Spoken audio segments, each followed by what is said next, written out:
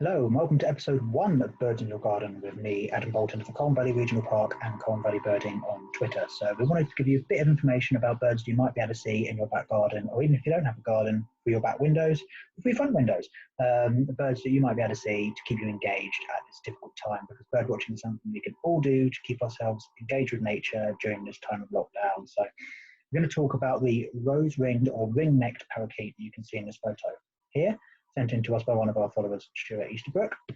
So we're going to move to the second photo sent in by Stuart here, which shows exactly why they've got their name. So this black ring that you'll see here, tinged with this lovely rose colour here, is how they got their name, ring-necked parakeet, and also how they got their alternate name of the rose-ringed parakeet.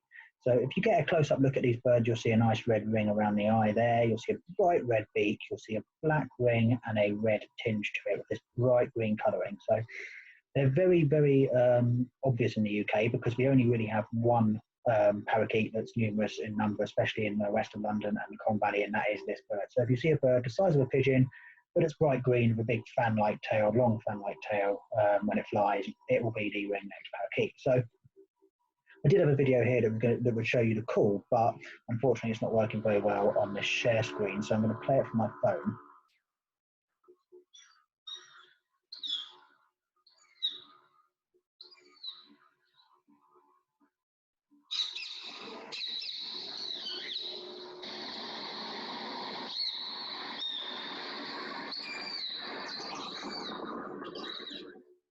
Hopefully you can hear that. You should be able to get an idea of the kind of call that they make. They are very noisy birds. You will know that if you have large numbers of them in your garden, or if you come across a large flock of them, you'll know that they are very noisy birds.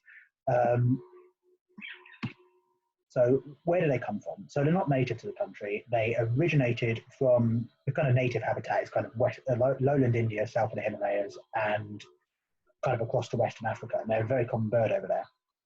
So you're probably wondering why there's a picture of the legendary guitarist Jimi Hendrix on the screen. So he's one of the most poetic theories as to where they might have come from, because people kind of have the idea that maybe he walked down Carnaby Street in London in the late 1960s with an aviary with a pair of parakeets in and released them because he was bored of the dull skyline of London. So I don't actually know whether this is true. I have done some research, but there's kind of conflicting evidence as to whether it's just an urban myth or whether it is actually true.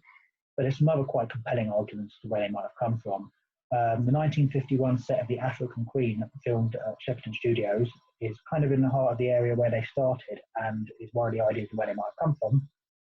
But there weren't actually any parakeets in the film as far as I'm aware, and they would have been hiding for 20 or 30 years until they were seen in high numbers. So that's possibly debatable, but a very compelling argument is that the 1987 storm that hit the UK damaged aviaries containing parakeets in the wealthier areas of Surrey, and then they escaped. That, coupled with the idea potentially that they also escaped from aviaries in Zion Park in the 70s, could both combine to lead to quite compelling arguments where they might have come from. But all of these things might have combined, some of them, none of them. There's a lot of different theories as to where they might have come from. But wherever they've come from, they're here to stay now. They're here in really big numbers. As you can see from this photo here taken in my back garden, you can count at least 10 birds there, and that's only a really small bush, and there's more that a neighbour feeds them, so there was more in her garden.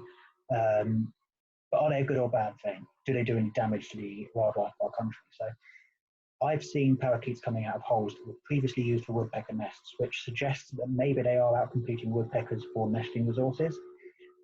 Parakeets are very opportunistic in terms of feeding. They'll eat berries, seeds, nuts, and anything that people throw out from their houses, basically. So they're very opportunistic in terms of food, but they do occasionally use holes that were previously used by woodpeckers. So there is an argument there. But also in my area, we have good numbers of woodpeckers and a good number of parakeets, which suggests, anecdotally anyway, that they can survive in good numbers in the same locations. So whether or not they're here, whether or not you like parakeets, you think they're too noisy, or you think they're a really attractive bird that brings their colour to the country, they are here to stay, and they are a bird that you can see in your gardens in the Colne Valley Regional Park. So this is where you come in. We'd like you to send us your photos or videos of any wildlife, parakeets included, that you might see in your gardens to us on Twitter, Facebook, or visit our website for more information and more videos like this.